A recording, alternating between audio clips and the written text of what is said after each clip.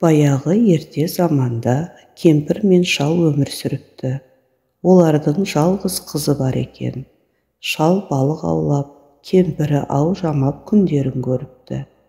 Бір күні балық аулап отырған шал ағып келе жатқан бір сандықты көреді. Сандықты судан шығарып үйіне апарады. Кемпір мен қызы екеуі жабылып, сандықтың аузын аша алмайды. Осы кезде көмекке шалы келіп, зорға дегенде сандықтың аузын бұзады. Сандықты ашып қараса, ішінде 7 бүктеліп айдаһар жатыр екен. Айдаһар сонда басын көтеріп, сен маған жақсылық жасадың. Мен бір ғасыр бойы осы сандықтың ішінде кептеліп жатырмын. Сендер мені босаттыңдар. Сол замандағы бір сиқыршы маған өштеніп, айласын асырып, осы сандыққа мені қамап құлттап қойды дейді.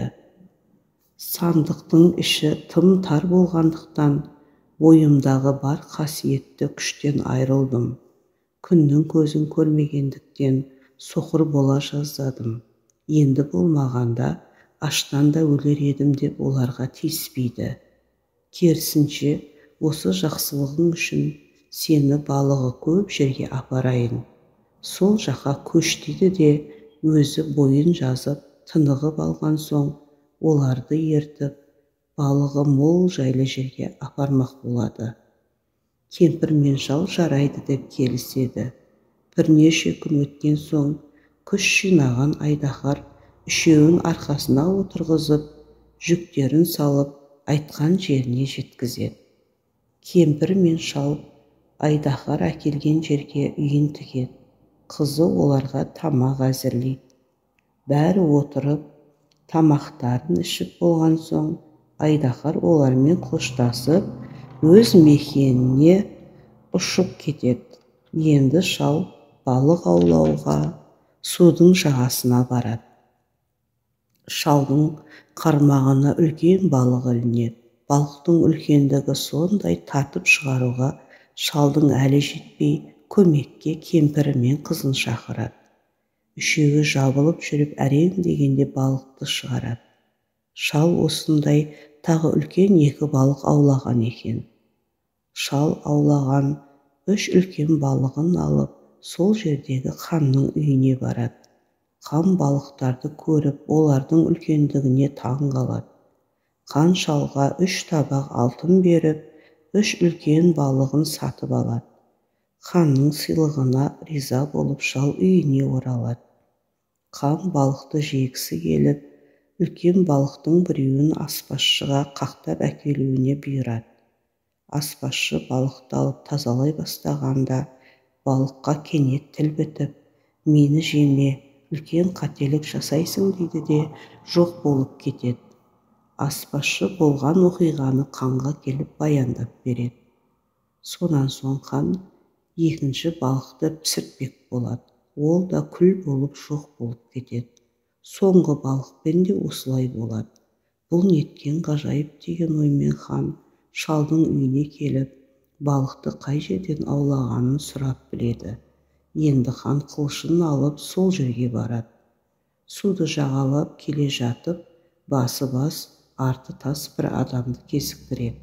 Хан ол адамнан сен кім боласың деп сұрайды. Сонда әлгі адам, не қыласың, бұл жерден кет деп жауап береді.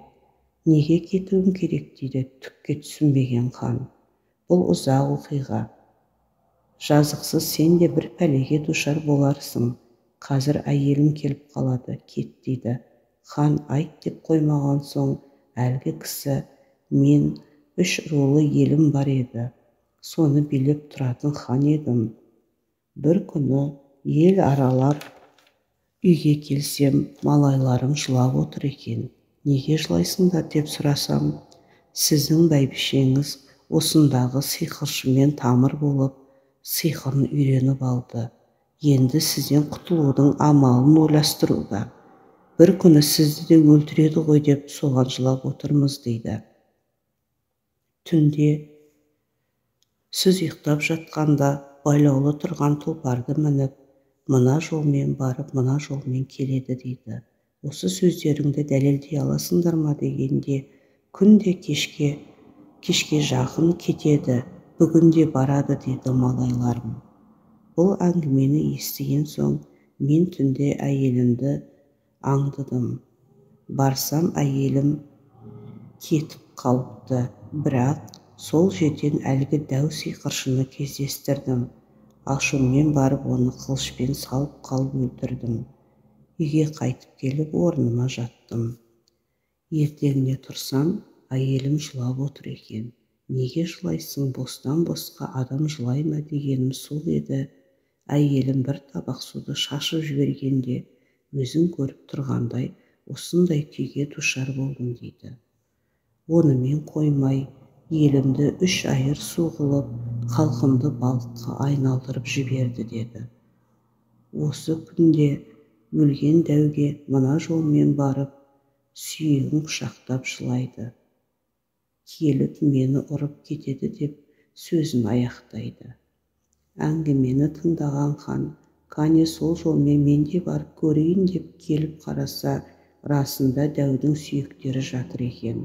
Хан әлгі адамға көмектескісі келіп, дәудің сүйектерін құртып, оның орнына өзі жатады.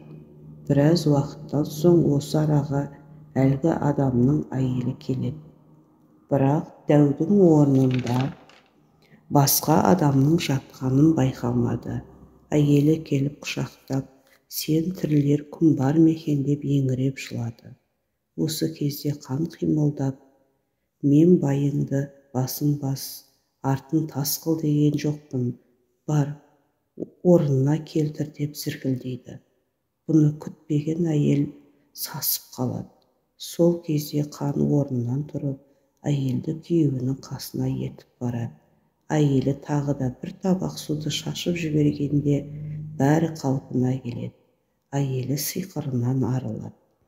Хан қайтадан тағына мініп, көмектескен ханмен дос болады. Осының бәріне себепкер болған шал мен кемпірдің қызын басқа ханның ұлына қосып, үлкен той жасап берген екен.